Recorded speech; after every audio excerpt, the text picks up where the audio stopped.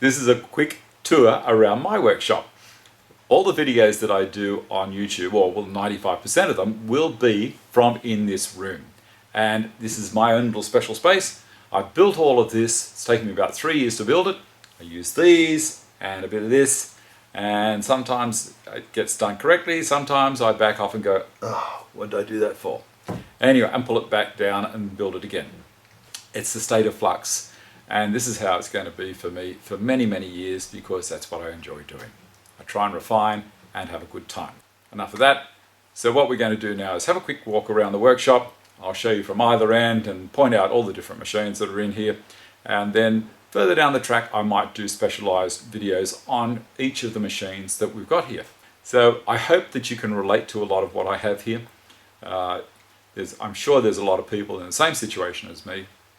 They want to be able to walk into a workshop and start making things and not be hindered by not having the gear there to be able to do it. They just want to get in there, make something, and walk out the door and still have a smile on their face. Okay, so stick with me. Here we go. Thanks a lot.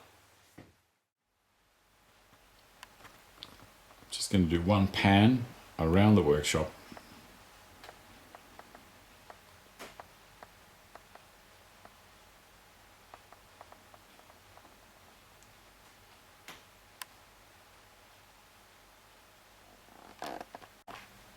And from the other end, panning.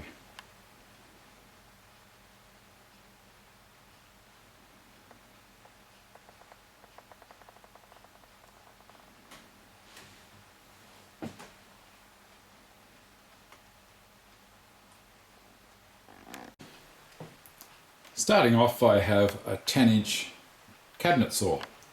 Around the cabinet saw, I've built outfeed tables and an area off to the right hand side as well that has a router table insert and some accessories.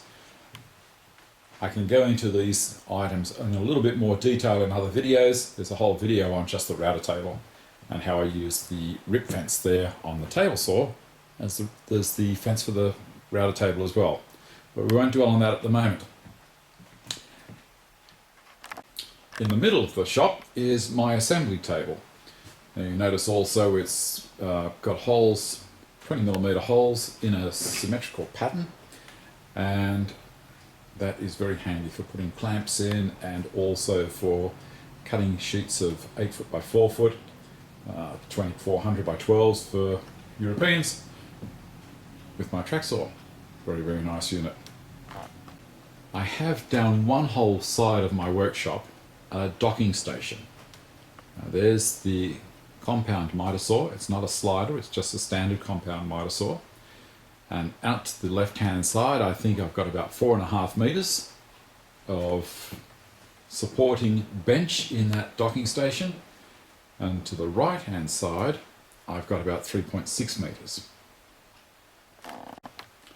In the docking station area, I've also got a benchtop drill press.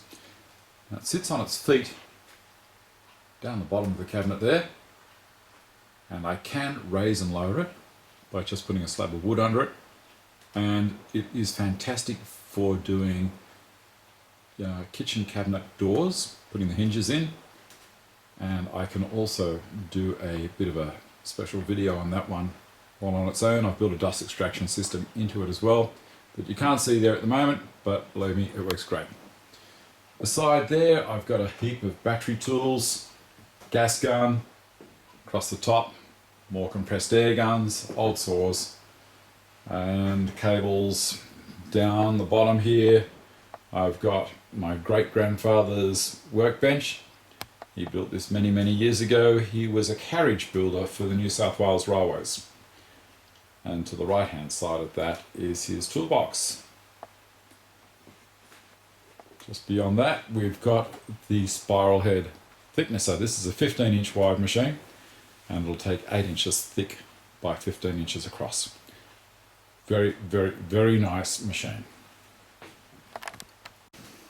Now, across the other side of the shop, I've got tracks and everything for the track saw, a station that I'm building for cutting sheet goods that are too wide to put across the table saw. Ripping on the table saw is fine, but cross-cutting on a table saw can be a little bit hazardous if the sheets are 2.4 meters wide. Things start falling off and getting jammed. So this is a work in progress, and I'll do a report on that as it goes along. Above here I've got my compressed air line. 20 meters runs out of that auto feed, which is very handy for in the workshop and also for out in the garden, as in pumping up tyres on vehicles, things like that. Across above the sink I've got a flammables cabinet, and of course down below is the sink itself, which is where whetstones etc. are going to be used. I'm still a little bit novel with that. I'm still old world with oil stones, but we'll learn together. And above that is Triton timber racking, and then below there we have a 6-inch jointer, straight blade, and toolbox. Again, going back up to the top, I have plenty of lighting. Lighting in this workshop is paramount for me. As you get older, it gets harder to see things, and following a pencil line when I'm cutting is all the easier for all of these lights, and they go right through the workshop.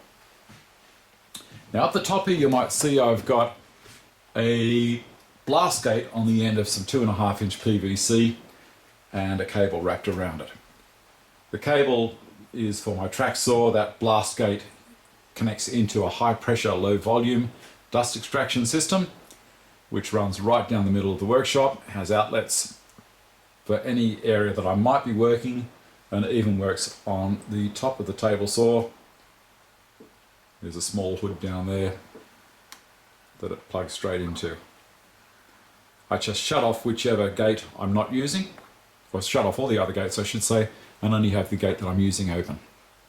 Very, very, very handy.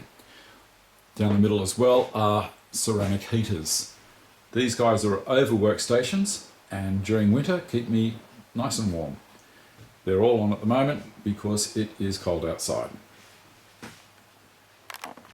TV to watch to keep my eye on the news while I'm working. A dust extraction system, high volume, low pressure, running through a cyclone and depositing everything into that 44-gallon drum below. The back of the table saw, I've built a special cabinet that rolls around, same height as the outfeed table for the saw, which extends the length of the outfeed table and holds a whole heap of boxes underneath for screws, bolts, what have you. All of this in here I built. So it's not as though someone just came along and gave it to me. It's an industry that I've been in for over 40 years, and this is basically my little space, my man cave, whatever you want to call it, that I will be spending many, many, many hours in and absolutely loving it. Some people say to me, well, what are you going to do there? My mother even said to me, what are you going to make? I said, I don't have to make anything. I just make David happy is what I make. So thanks for letting me share this with you. If you want to keep on watching my videos on YouTube, please click the subscribe button, and every week when I do a clip, well, hopefully I'm going to do one every week, but when I do a clip, you'll be emailed directly and let you know that it's there. So again, thanks a lot. See you next time.